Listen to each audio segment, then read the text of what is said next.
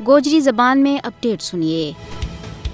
Universal declaration of human rights یعنی انسانی حقوق کو عالمی اعلامیوں ایک ایسی دستاویز ہے جڑو ہر انسان کی آزادی اور مساوات واسطے ایک روڈ میپ کی طرح کام کرا ہے، جڑو ہر انسان کا حقوق نہ تحفظ فراہم کرا ہے۔ لیکن بدقسمتی نال جس کا 3 بنیادی اصولوں بچوں کوئی ایک بھی بھارت کے زیر تسلط جموں کشمیر میں موجود نہیں ہے۔ بھارتی غاصب ہندو انتہا پسند حکومت اپنے زیر تسلط جموں کشمیر میں آزادی کی مقدس اور ہماگیر تحریک نہ دبان واسطے ہر وہ ظالمانہ حربوں تے ہتھ کنڈو آزما رہی ہے جس نال انسانی حقوق کا عالمی اعلامیہ کی بے توقیری ہو رہی ہے۔ بھارت نے مقبوضہ ریاست جموں کشمیر میں انسانی حقوق کو ہر ضابطوں اور قائد و اپنا پیراں ہیٹھ چت دیتو ہے۔ بھارتی غاصب دہشت گرد فوج کشمیری حریت پسند عوام نہ ڈران، دھمکان اور خوف و ہراس پیدا کرنے واسطے روزانہ کی بنیاد پر قتل عام، گرفتاری، دوران حراست لاپتگی، مکانہ کی پان توڑ، چھاپا، محاصرہ اور عزتوں کی پامالی کر رہی ہے۔ بھارتی غاصب حکومت نے اپنی دہشت گرد فوج نہ کالا قوانین، افسپا اور سیفٹی ایکٹ کے تحت پورو اختیار دے رکھے ہوئے کہ کسی بھی ویلے کسی کی جان لے سکے۔